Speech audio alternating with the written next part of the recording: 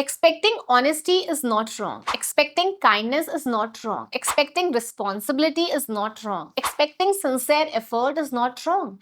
These expectations become a.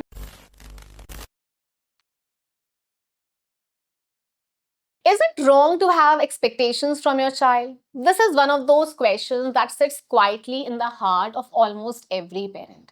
Because let's be honest, you want your child to do well, you want them to study sincerely, you want them to be responsible, you want them to make good choices, you want them to build a happy life for themselves.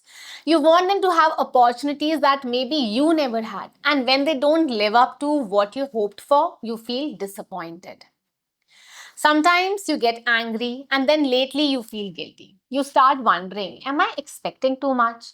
Am I putting pressure on my child? Is it wrong to have expectations from them at all? So today let's talk about this. Because the answer is not expect nothing from your child. And the answer is definitely not push them harder. Like most things in parenting, the truth lies somewhere in the middle. First of all, let me free you from one guilt. Having expectations from your child is not wrong.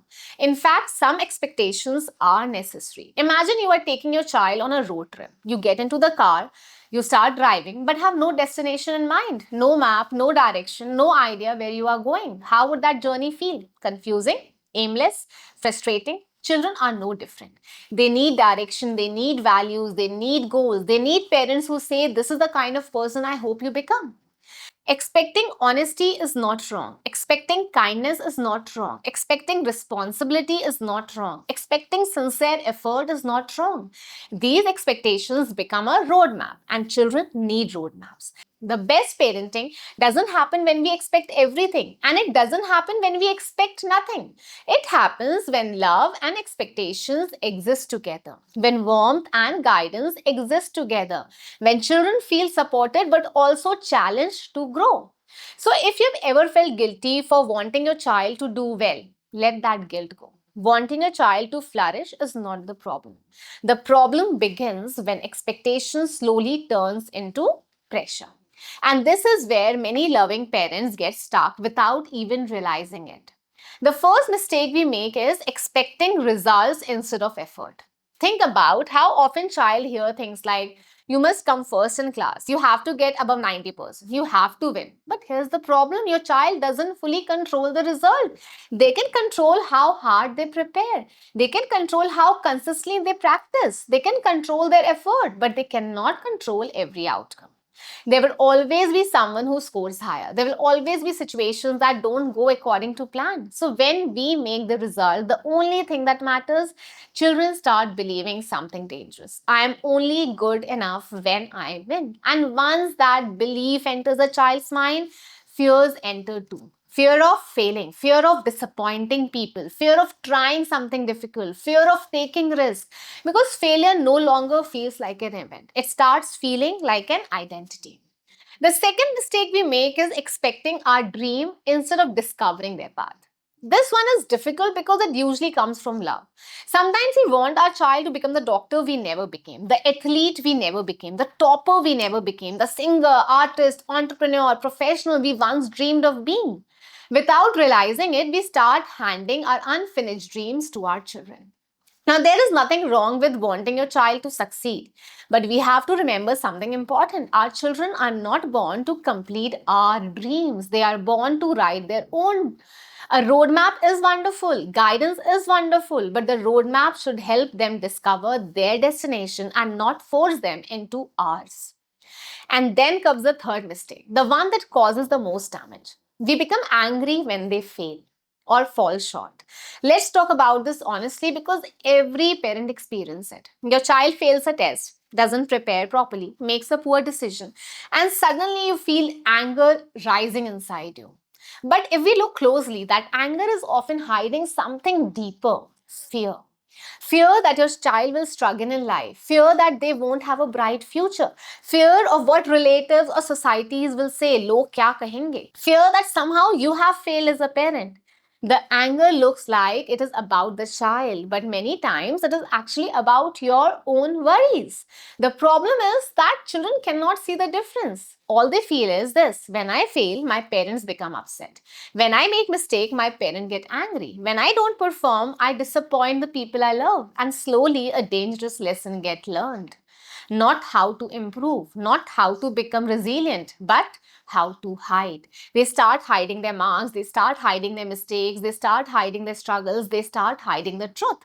Because telling the truth becomes too expensive, and that's when the parent child relationship starts suffering.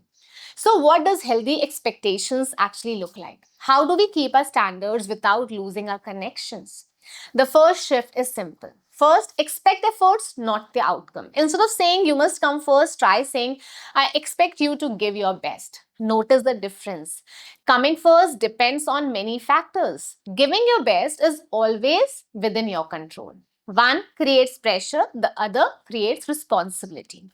The second shift is to remember that a roadmap is not the same as a demand. Most parents say, I want my child to do well. But children don't just need expectations, they need guidance. If you want your child to become disciplined, teach discipline. If you want your child to be responsible, teach responsibility. If you want them to manage time better, show them how.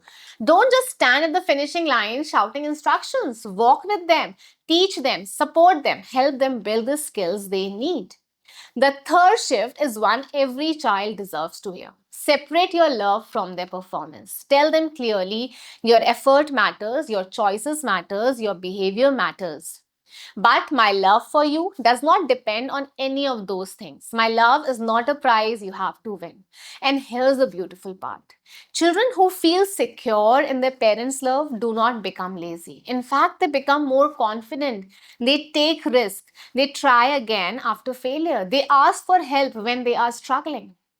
And finally, when their child has failed, get curious before you get angry.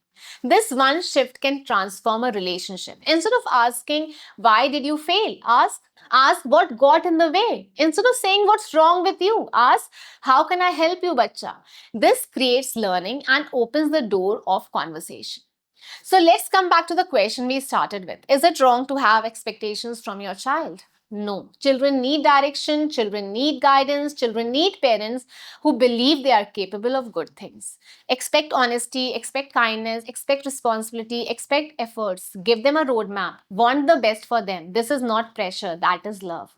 But don't turn expectations into condition. Expect efforts, not perfection. Guide instead of control.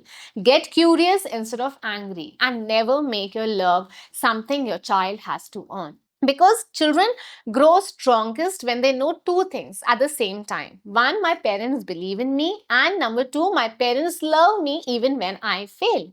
That's how children grow up strong, confident, willing to try, willing to fail, and willing to get back up again. And before I end this video, I would love to hear from you. What is one expectations your parents had from you that you still carry today? Was it helpful or was it heavy? Tell me in the comments. Let's talk about it together.